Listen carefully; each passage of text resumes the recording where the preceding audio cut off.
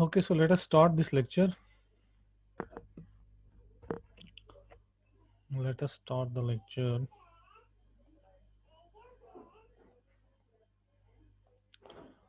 So in this lecture we shall discuss initial and terminal objects in categories. Okay, so आप सुन रहे हो मुझे भाई? Yes, sir. Yes, sir. Okay, so we will discuss initial and terminal objects. So today's lecture topic is initial and terminal objects.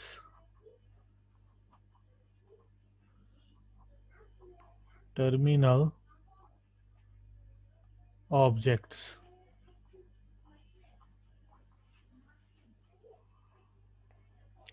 So let me begin with the definition of an initial object. So we have a definition.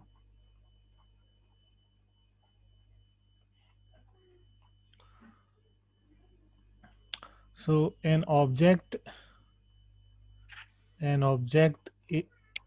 A in a category C in a category C is said to be an initial object, is said to be an initial object,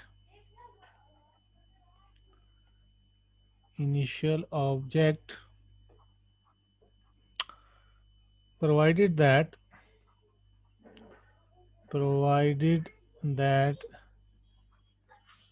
for each object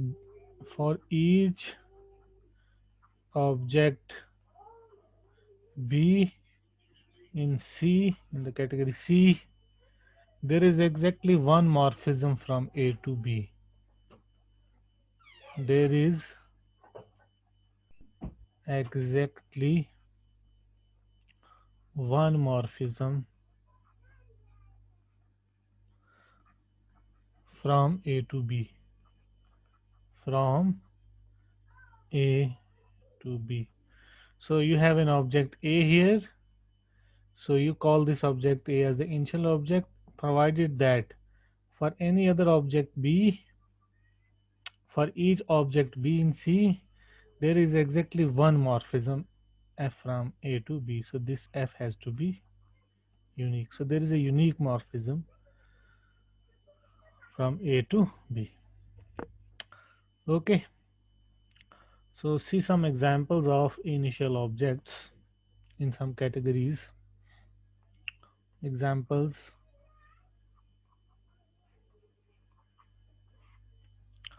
First example is if you take the set category, then the empty set is the initial object here.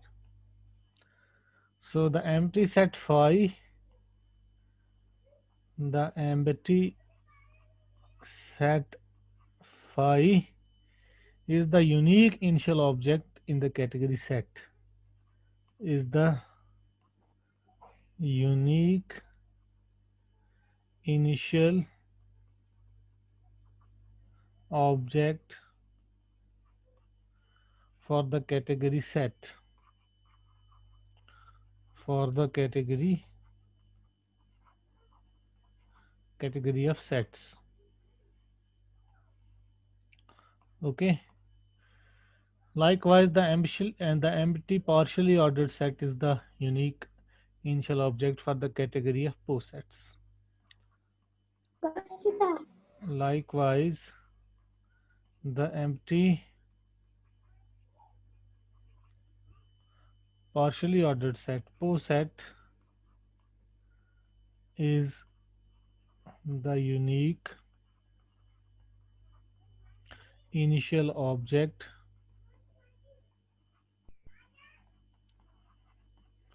for the category poset, category of all posets. Now how it is true, because you can see this, because for if I have, so for if I have an object A and phi, and suppose I have two morphisms from phi to A, okay, F and G, such that they are distinct, okay, be two distinct morphisms, distinct morphisms. So they are distinct means f of x is not equal to g of x for some x, for some x in phi, but phi is an empty set, so there does not exist any element in phi, so therefore such a distinction is not possible. Okay, so which is not possible, which is not possible. So the empty set is the unique initial object in the category of sets. Likewise, you can argue it for the category of partially ordered sets. Now, secondly, if you take the one element group, okay, the group containing only the 0, or you can say the identity, then every one element group is an initial object for the category of groups. Likewise for the category of vector spaces. So every one element group means group containing only of identity is an initial object, is an initial object for group, for the category of groups, for this category. Okay, likewise for vector spaces also, because the vector spaces in the first place they are also groups, abelian groups. Likewise for the category vec of all vector spaces, because if I have the trivial group A here and for any group G, so I can define a morphism F from E to G, means defining in this way: f of E is the identity of the group G. Okay, so this is a group morphism, and such a morphism is unique because suppose I have two morphisms of this type, say F and G, be distinct morphisms.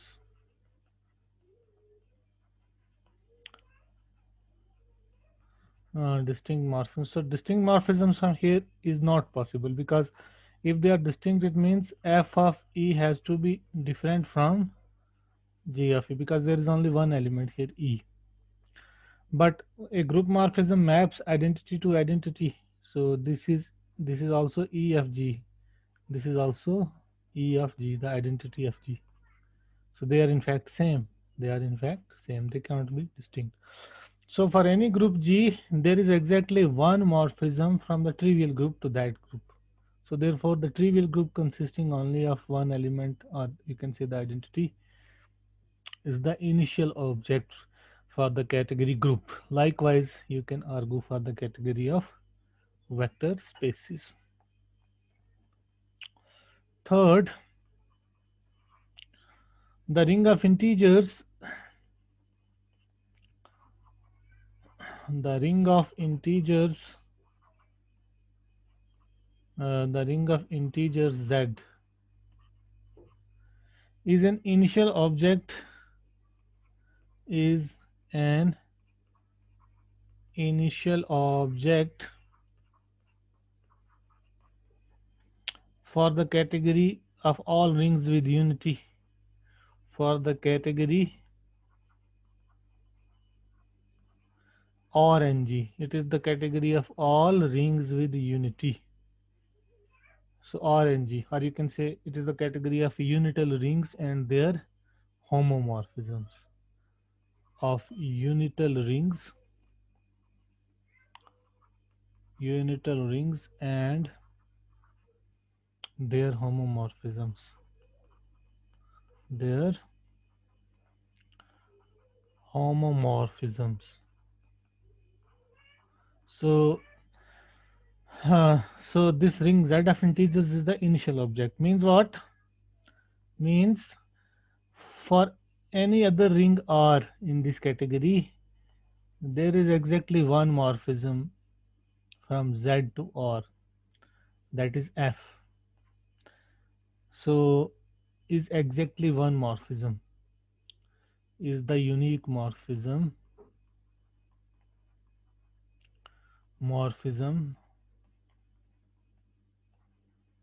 defined by, you define in this fashion. So f of any integer n goes to e plus 1 plus e n times, n amounts. So you define this mapping in this fashion: f of n is e plus e plus e plus e n times, if n is positive, and f of minus n you define minus times f of n, means minus time this sum n times. So you can see that you can easily see that f is a ring homomorphism, unital. In fact, it maps identity to identity. So f is a unital. So there is a difference between the category ring and the category of unital rings. In the category ring, you have rings which may be without identity. But when I say that the category of unital rings, it means I am taking rings with identity and their morphisms. So morphisms in this case have the property that they map identity to identity. Okay. In general, a ring homomorphism may not map to identity, may not map to an identity to the identity. But if I have rings with unity, then this is the prerequisite for a ring homomorphism. So F is a unital ring homomorphism.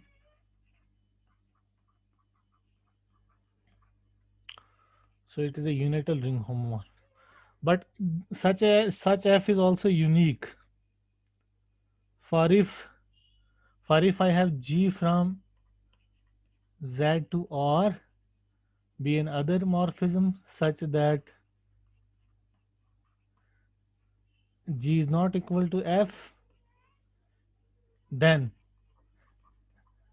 so G is not equal to F means there exists some n in Z such that G of n is not equal to f of n. But f of n is what? F of n is actually this na, in by definition here, e plus so on plus e.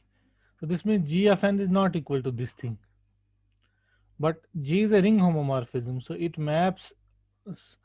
So E is what? E is actually image of the identity of one of integers. G of 1 plus G of 1 plus so on plus G of 1. So G of n is not equal to this thing, and it is a ring homomorphism. So you can take G out, 1 plus 1 plus 1 n times. Okay, so actually you are getting that g of n is not equal to g of n, which is nonsense. Which is nonsense.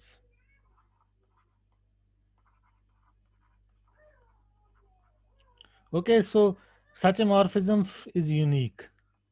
Okay, from the ring of integers to any other ring, you have exactly one morphism defined in this fashion. So therefore, the ring of integers is an initial object in the category of all rings with unity and their morphisms. Okay. Now, if you take the pose, we know that a pose set can be considered as a category as well. So, if you take a pose set as a category, so in a pose set considered as a category, so in a pose set considered as a category,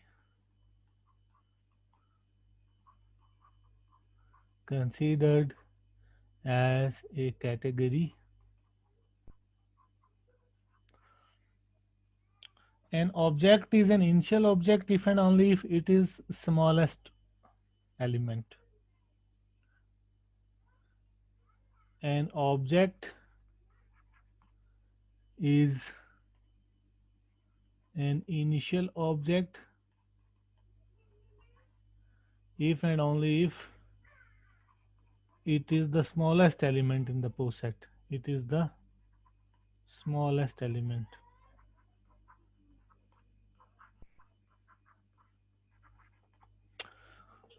What do you mean by smallest element in a pose set? First of all, suppose I have X a pose set. So A belonging to X is smallest if it is related with every other element. If and only if you have this condition, A less than or equal to X for all X in X, then we say that this is the smallest element. And what are the morphisms in this case? Okay, when we considered a pose set as a category, so for any A comma B belonging to X, what is home AB? If you remember, home AB is what? It is singleton AB. Home AB is singleton A comma B if A is less than or equal to B. If A is less than or equal to B.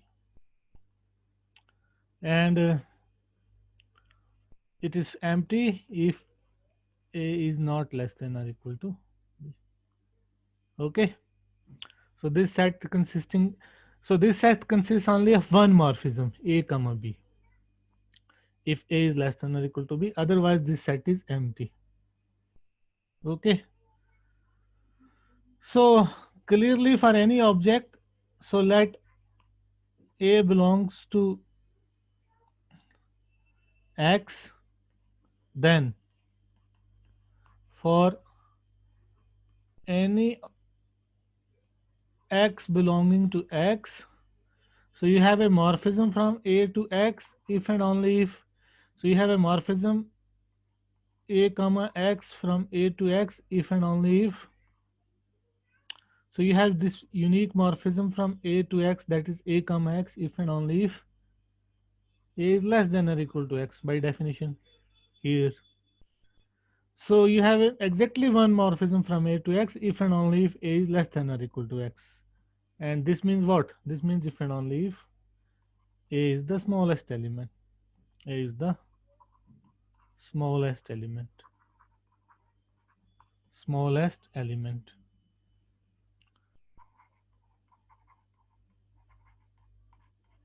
Okay, so in a pose set considered as a category, an object is an initial object if and only if it is the smallest element of the pose set. Now we prove the uniqueness of initial objects. So initial objects are essentially unique in a category. So this is our proposition.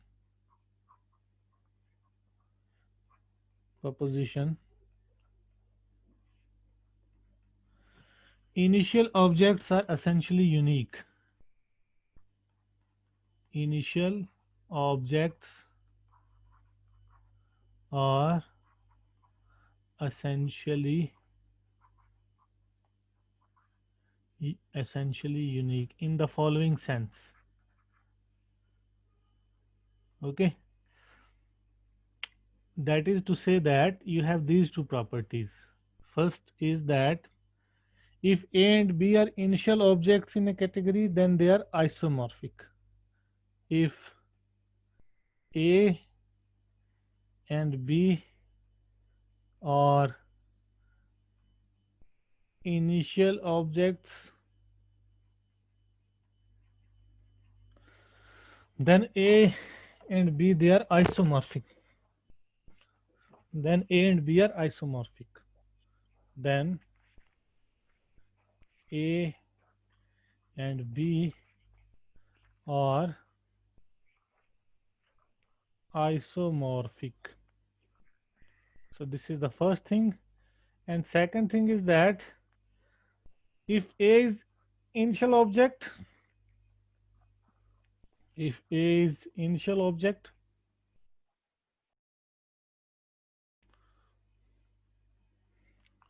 if A is initial object, then every other object which is isomorphic to A is also an initial object. Then so is every object that is isomorphic to A. So is every object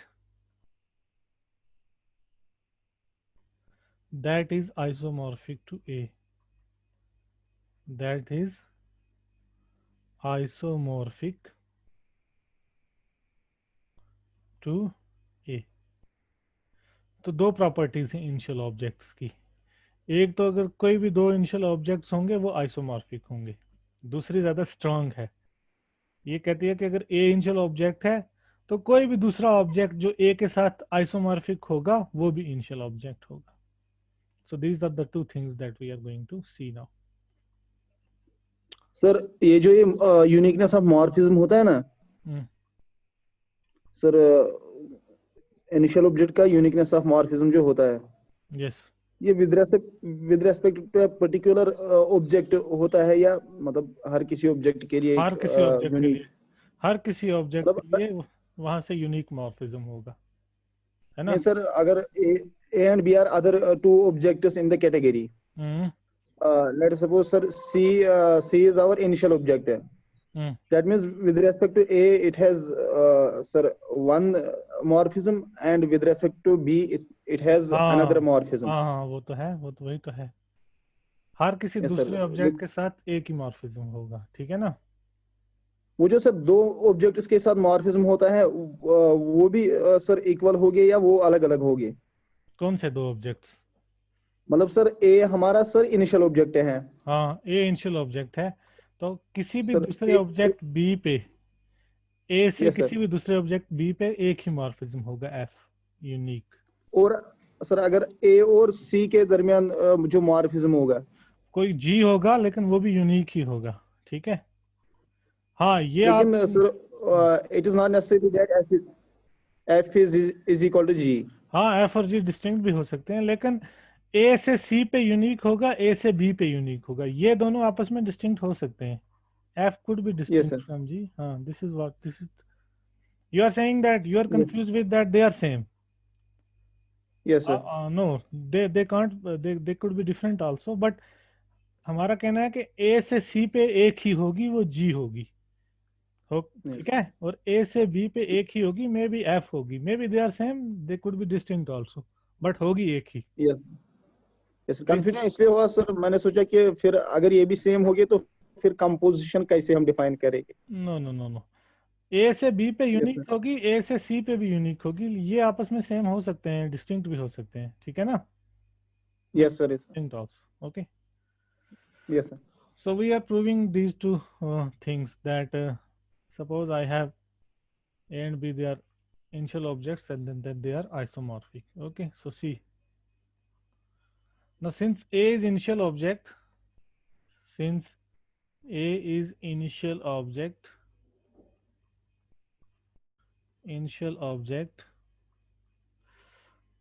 there is exactly one morphism. There is exactly one morphism. There is exactly one morphism. Say k from A to B, A to B. Now also since B is initial object, since B is initial object, B is initial object,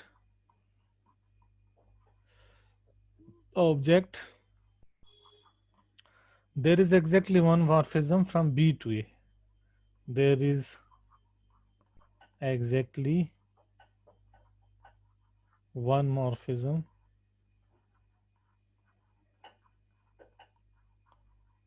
say H, which is from B to A. Okay. So now you have H composition K is from A to A. So you have a morphism. Now H composition K is from A to A. Okay. Therefore H composition must be identity. Therefore, how? It is identity because there is exactly one morphism from A to A also, because it's an initial object, and it is true for all objects. In particular, it is true for A itself. So by the definition of category, A से A पे तो identity morphism होगी ही होगी हमेशा. So then there is no other option for this H composition K than to be the identity on A. So H composition K is identity on A. Similarly, by similar token, by similar argument, K composition H is from B to B, and it also has to be the identity by same argument. K composition H must be identity on B. So what does it say? H composition K is identity, and K composition H is also identity. It means that this K is the identity morphism. K is isomorphism. So thus K is isomorphism. Thus K is isomorphism from A to B. So A and B, they are isomorphic from A to. So if you have two initial objects, they are isomorphic. Now the second property. Suppose you have an isomorphism K from an object A to A dash. So A dash is isomorphic to A. Now A is initial object. We also show that A dash is initial object, where be an isomorphism, be an isomorphism where A is the initial object. A is the initial object. Initial object. So we show that A dash is also initial object. Okay. Now since A is initial object, so what does it mean? Since A is initial object, A is initial object, so there is a unique morphism. There is a unique morphism F from A to any other object B. Okay, for each object B. So this is true for each object B. For each object B. Then if you take K composition, then this F composition K, F composition K, uh, F composition K is from where to where?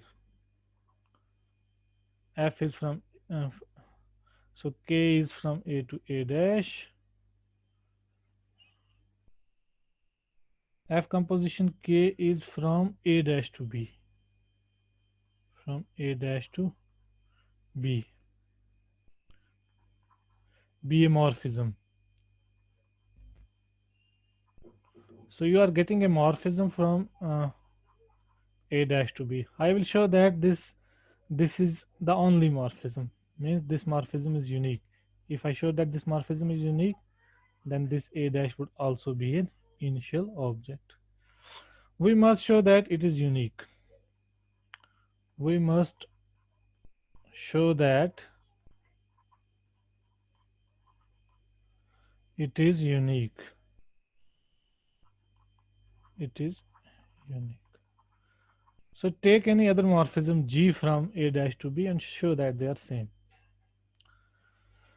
So let G from A dash to B is another morphism, is an other morphism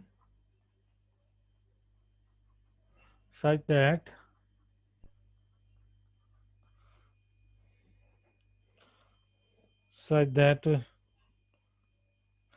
okay, so you take any other morphism, okay, G from A dash to B, then G composition K inverse, because K is an isomorphism, so its inverse is there from A to A dash. Then G composition K inverse is from A to B. Okay, is a morphism.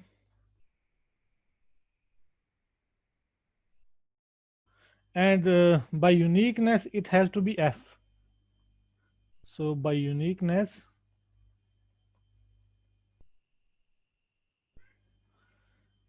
G composition K inverse must be F. And now composing both sides with K, it implies that F composition K must be equal to G composition K inverse. Now K composition K inverse is identity on A dash, so it is G composition identity on A dash, which is G. Okay, so therefore it is unique. So thus F composition K is the only morphism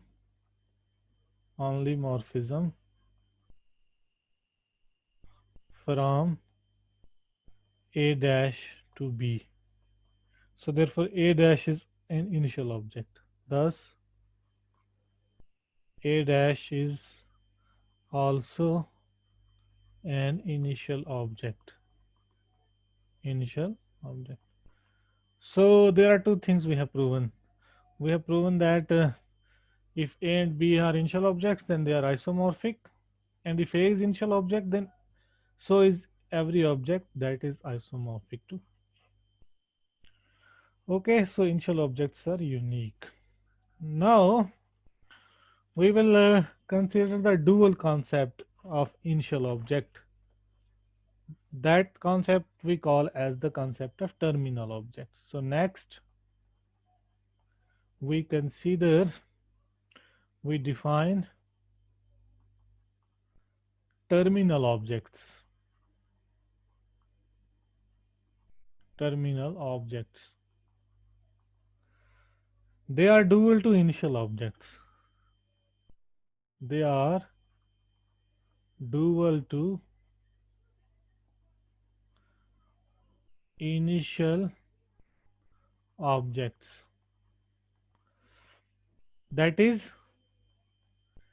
A is terminal in a category C. A is terminal in C if and only if A is initial in A, C opposite. A is, you would realize this while when I will define the terminal object. A is initial in, तो ये जो initial object और terminal object का concept है ये dual है. Okay, अगर ए terminal object है सी में, it is if and only if A is initial object in C opposite. Now let us first give the definition of a terminal object. So definition, sorry, so definition of a terminal object.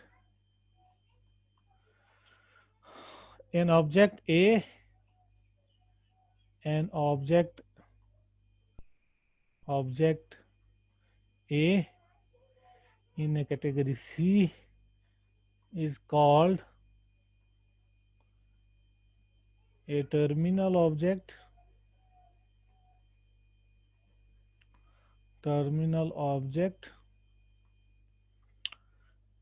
provided that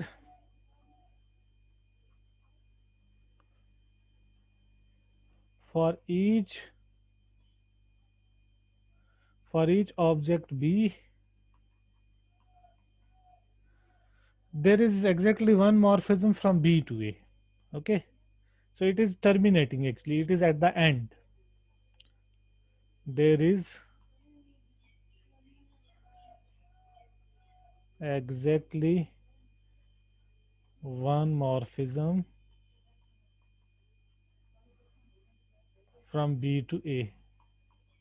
Okay, there is exactly one morphism from, आप जैसे terminal किसी railway station पे जाएंगे, किसी terminal train terminal पे जाएंगे, तो आप कह सकते हैं वो टर्मिनल ऑब्जेक्ट है, क्योंकि वहाँ हर किसी स्टेशन से कोई ना कोई एटलीस्ट एक ट्रेन आपको आती हुई दिखाई देगी. So this is just an example I am saying. So A is a terminal object in C provided that for each object B there is exactly one morphism from B to A. Now let us see some examples of terminal objects. For example, you take the set category. Okay,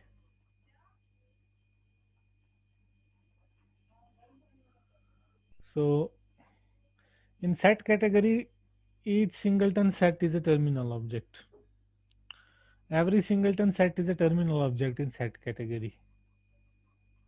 Every singleton set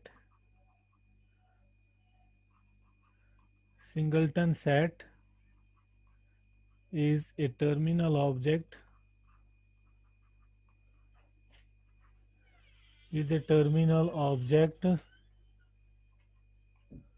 in set category.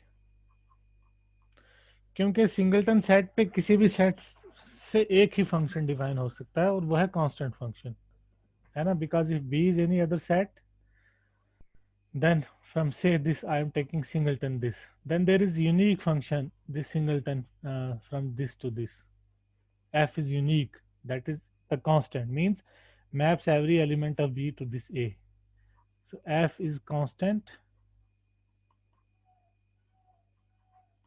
and unique also. So you can say that every singleton set is a terminal object. Now, if I take concrete categories, for example, the category of groups, category of vector spaces, category of topological spaces, then the set singleton set consisting only of 0, or you can say the identity, is also the terminal object. For example, in the concrete categories, in the concrete categories, say for example, you take vector spaces category, group category,